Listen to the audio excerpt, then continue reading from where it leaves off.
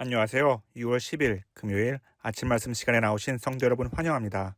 오늘 우리가 함께 묵상할 말씀은 고린도전서 6장 12절부터 20절입니다. 모든 것이 내게 가하나 다 유익한 것은 아니요 모든 것이 내게 가하나 내가 무엇에든지 얽매이지 아니하리라. 음식은 배를 위하여 있고 배는 음식을 위하여 있으나 하나님은 이것저것을 다 패하시리라. 몸은 음란을 위하여 있지 않고 오직 주를 위하여 있으며 주는 몸을 위하여 계시느니라. 하나님이 주를 다시 살리셨고 또한 그의 권능으로 우리를 다시 살리시리라. 너희 몸이 그리스도의 지체인 줄을 알지 못하느냐?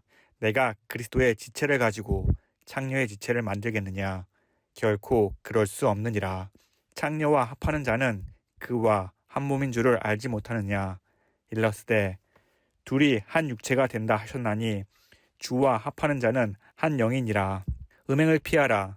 사람이 범하는 죄마다 몸 밖에 있거니와 음행하는 자는 자기 몸에 죄를 범하느니라. 너희 몸은 너희가 하나님께로부터 받은 바 너희 가운데 계신 성령의 전인 줄을 알지 못하느냐. 너희는 너희 자신의 것이 아니라 값으로 산 것이 되었으니 그런즉 너희 몸으로 하나님께 영광을 돌리라. 아멘. 2024년에 발표된 우리나라 법무부 규정통계에 따르면 교도소 출소자 5명 중 1명 이상이 3년 안에 다시 교도소로 돌아온다고 합니다. 물론 죄질에 따라 죄에 수감되는 비율은 저마다 다르겠지만 상당수의 출소자가 사회로 나온 뒤 다시 범죄의 길을 선택하고 있음을 보여주는 지표입니다. 이들은 죄값을 치르기 위해 오랜 기간 자유와 행복을 박탈당한 채 갇혀 지냈습니다.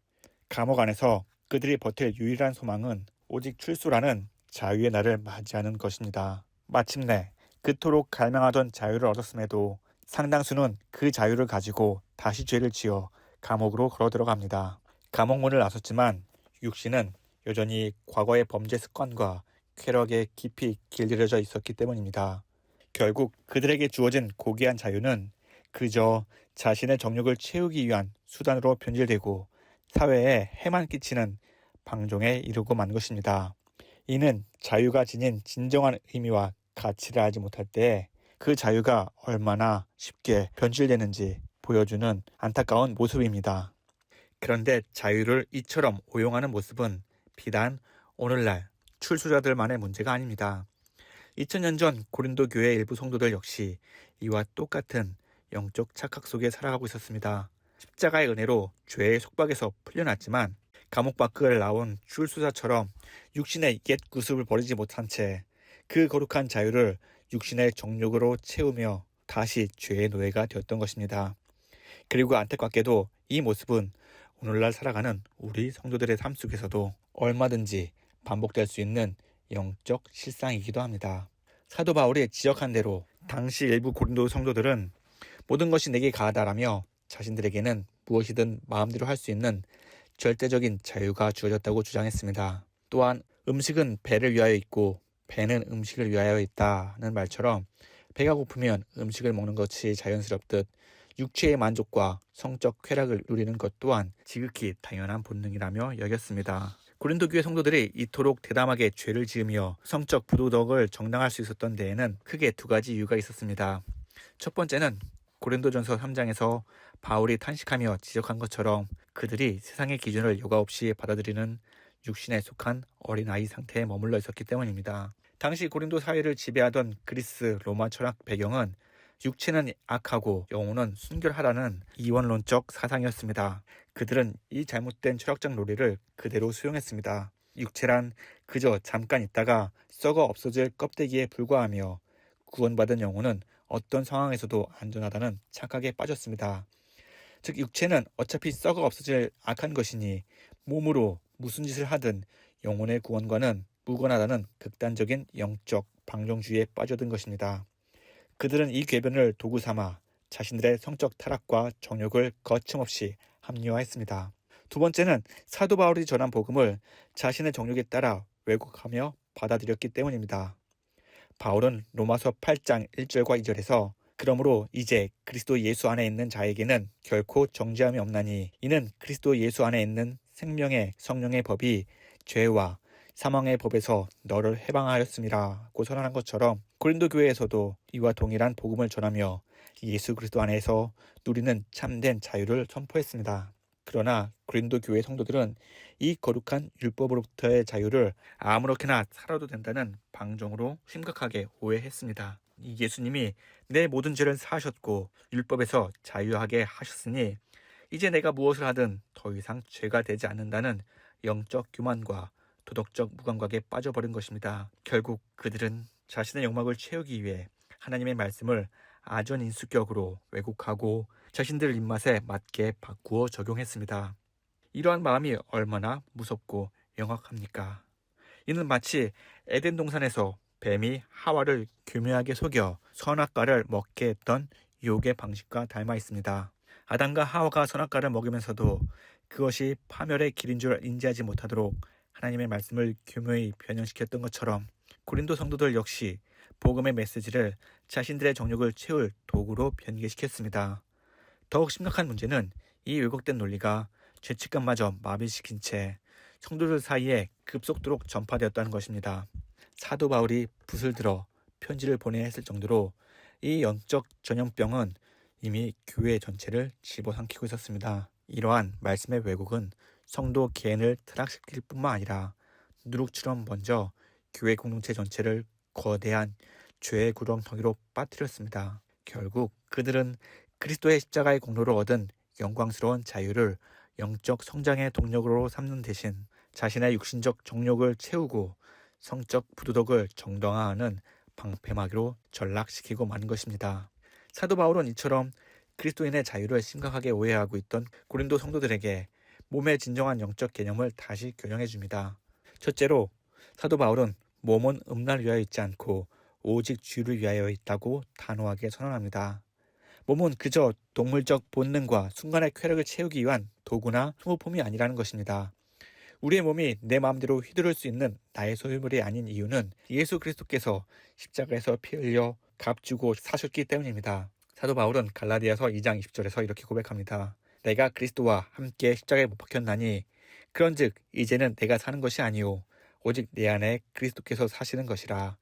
이제 내가 육체 가운데 사는 것은 나를 사랑하사 나를 위하여 자기 자신을 버리신 하나님의 아들을 믿는 믿음 안에서 사는 것이라. 이 말씀처럼 성도들의 옛사람은 이미 그리스도와 함께 십자가에서 죽었습니다.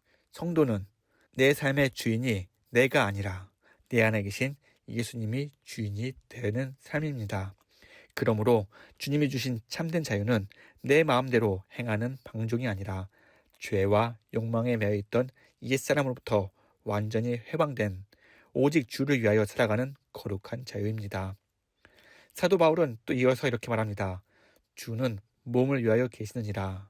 이 말씀은 주님과 우리 몸 사이에 이루어진 영적 연합을 보여줍니다. 너희 몸이 그리스도의 지체인 줄을 알지 못하느냐라는 말씀처럼 주님은 우리의 영혼만 구원하신 것이 아니라 우리 몸까지도 돌보시고 거룩하게 하시는 분입니다. 이처럼 성도의 몸은 주님과 완벽한 연합을 이루고 있습니다. 그러기에 사도 바울은 음행의 심각성을 엄중히 경고합니다. 창녀와 합하는 자는 그와 한 몸인 줄을 알지 못하느냐. 일렀을 둘이 한 육체가 된다 하셨나니. 성도가 음행을 저지른 것은 단순히 육체적 쾌락을 쫓는 행위가 아닙니다. 그것은 주님과 연합한 그리스도의 지체인 몸을 창녀의 지체로 만드는 끔찍한 행위입니다. 그렇기 때문에 주와 합하는 자는 한 영이다 라는 말씀처럼 성도는 주님과 온전한 하나됨을 누려야 합니다. 또한 사도 바울은 이렇게 선포합니다. 하나님이 주를 다시 살리셨고 또한 그의 권능으로 우리를 다시 살리시리라. 이 말씀대로 예수님께서 이 땅에 다시 오실 때에 죽은 자들은 영광스러운 육신의 몸으로 다시 살아날 것입니다. 하나님께서 죽으셨던 예수님을 부활시키신 것처럼 그리스도와 연합된 모든 성도의 몸 역시 하나님의 권능으로 영광스럽게 신령한 몸으로 다시 살아가게 되리라 믿습니다. 그러나 이 영광스러운 부활의 날은 동시에 두려운 심판의 날이기도 합니다. 요한계시록 22장 12절에서 예수님은 이렇게 말씀하십니다. 보라, 내가 속히 오리니 내가 줄 쌍이 내게 있어 각 사람에게 그가 행한 대로 갚아주리라. 마지막 날 심판주로 오실 예수님께서는 각 사람이 육체 가운데 행한 모든 일을 그대로 갚아주실 것이라 말씀하십니다. 부활을 소망하며 자신의 몸을 거룩하게 지켜낸 자와 세상의 방종 속에 몸을 더럽힌 자들을 공의로 심판하시겠다는 것입니다. 이처럼 사도 바울은 육신을 경시하던 고린도 성도들에게 육체의 거룩한 중요성을 역설하며 단호하게 명령합니다. 음행을 피하라. 사람이 범하는 죄마다 몸 밖에 있거니와 음행하는 자는 자기 몸에 죄를 범하느니라. 거짓말이나 도둑질 같은 일반적인 죄들은 대개 외적인 도구나 대상을 통해 행해지지만 음행은 그 성격이 전혀 다릅니다. 음행은 은밀히 진행되는 죄일 뿐만 아니라 두 존재가 온전히 하나가 되는 전인격적인 결합이기에 직접적인 죄를 범하는 행위가 되는 것입니다. 그리하여 사도 바울은 성도들의 마음에 새겨야 할 몸의 정체성을 이렇게 선포합니다. 너희 몸은 너희가 하나님께로부터 받은 바 너희 가운데 계신 성령의 전인 줄을 알지 못하느냐. 너희는 너희 자신의 것이 아니라 값으로 산 것이 되었으니 그런즉 너희 몸으로 하나님께 영광을 돌리라. 성도의 몸은 성령 하나님이 거하시는 거룩한 성전입니다. 그러므로 이 성전을 하나님이 기뻐하시는 거룩한 산제물로 드려야 합니다. 하나님 앞에서 몸을 거룩한 산제물로 드린다는 것은 이 세대의 음란함과 부도덕함을 완전히 벗어버리고 세상과 구별된 삶을 살아가는 것을 의미합니다. 오직 마음을 새롭게 함으로 변화를 받아 내 힘이 아닌 성령의 인도하심에 따라 날마다 부어주시는 능력으로 살아갈 때 비로소 하나님의 선하시고 기뻐하시고 온전한 뜻이 무엇인지를 분별하며 승리하는 삶을 살리라 믿습니다. 2000년 전 바울의 편지를 읽은 고린도 교회 성도들은 마음이 뜨끔했을 것입니다. 당시 이원론으로 가득했던 세상은 음란을 정당화하고 당연시했습니다. 세상 사람들은 세상과 다르게 살아가던 성도를 향해 고리타분하고 시대에 뒤떨어진 사람이라 손가락질을 했을지도 모릅니다. 그러나 예수 그리스도의 보혈의 값으로 사신 몸과 자유, 그리고 하나님의 영광을 위해 부름받은 성도는 세상의 흐름과 반드시 구별된 삶을 살아야만 했습니다.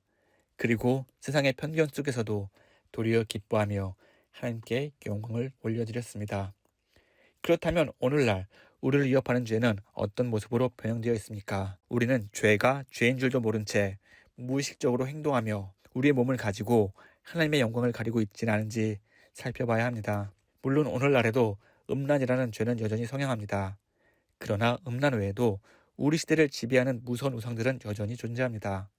끊임없이 소유하고 비교하게 만드는 물질주의와 탐욕, 나 자신이 삶의 주인이 되어 타인을 혐오하고 정죄하는 자기 중심적인 마음, 그리고 미디어와 가치관을 통해 교묘하게 하나님의 자리를 대체한 세속주의적 가치관입니다. 눈에 보이지 않는 많은 영적 우상들은 바울이 경고한 대로 우리의 몸과 지체를 통해 고스란히 표출됩니다. 우리는 스마트폰 화면 속에 끊임없는 비교와 탐욕, 음란한 문화에 우리의 눈을 내어주고 있지는 않습니까? 미디어와 SNS를 통해 타인을 혐오하고 손가락질을 하느라 우리의 손을 움직이고 있지는 않습니까? 세상의 트렌드와 유행, 정욕을 채우기 위해 주님이 기뻐하시지 않는 죄의 자리에 앉지는 않습니까? 세상은 여전히 이러한 탐욕과 자기 과시를 능력이라 부르고 트렌드라 정당화합니다. 하지만 하나님의 말씀을 중심으로 우리의 삶과 몸의 쓰임새를 정직하게 돌아본다면 문화라는 옷을 입고 숨어있던 우리의 죄가 분명하게 드러날 것입니다. 이제 우리는 우리의 몸과 마음을 이 시대에 내어주지 말고 오직 말씀 앞에서 감추어진 죄를 회개하며 세상과 구별된 거룩한 삶의 자리로 나아가야 합니다. 우리에게 진리 안에서 참된 자유를 주시기 위해 십자가에서 피 흘리신 예수 그리스도의 공로를 생각해 본다면 우리는 이 자유를 결코 함부로 사용하거나 소홀히 다룰 수 없습니다. 세상의 그 어떤 값비싼 물건을 소중히 다루는 것보다 더 조심하고 온전하게 사용해야 하는 것이 바로 예수님께서 핏값으로 우리에게 주신 자유이며 우리의 몸입니다. 이 고귀한 자유와 성전된 몸을 나의 육체를 위해 방종으로 낭비하지 않고 오직 하나님이 기뻐하시는 참된 예배자의 모습으로 하나님께 영광 돌리며 살아가는 저와 여러분이 되시기를 예수님의 이름으로 간절히 기원합니다. 다 함께 기도하겠습니다. 참 좋으신 하나님 아버지, 예수 그리스도의 십자가의 보혈로 우리를 죄의 결박에서 풀어주시고 참된 자유를 누리며 살게 하심을 감사드립니다. 예수님이 핏값으로 사서 주신 이 고귀한 자유를 늘 감사하게 하시고 다시 옛 습관으로 돌아가 나의 정욕과 방종을 위해 사용되지 않게 하여 주시옵소서. 우리의 옛사람은 이미 십자가에서 예수님과 함께 죽었음을 믿습니다. 이제는 내가 주인이 아니라 오직 내 안에 계신 예수님을 마음에 품고 거룩한 새 사람으로 살아가게 하여 주시옵소서. 세상의 편견과 조롱 섞인 시선이 거룩을 지키려는 우리의 마음을 아프게 할지라도 세상의 흐름에 휩쓸리지 않게 하시고 오직 주님의 말씀에 의지하며 하늘의 평안과 기쁨을 누리게 하여 주시옵소서. 오늘도 나의 힘이 되시고 능력 되신 예수님만을 믿고 살아가려 합니다. 우리와 늘 동행하여 주옵시고 살아계신 예수님이 나와 함께 계심을 피부로 느끼는 귀한 하루 보내게 하여 주시옵소서. 이 모든 말씀 살아계신 예수 그리스도의 이름으로 간절히 기도합니다. 아멘. 성도 여러분, 예수님이 피값으로 주신 참된 자유 안에서 기쁨과 평안 가득한 하루 보내시기를 바랍니다. 그리고 오늘 저녁에 있을 찬양과 기도 시간에 분 얼굴로 뵙겠습니다. 감사합니다.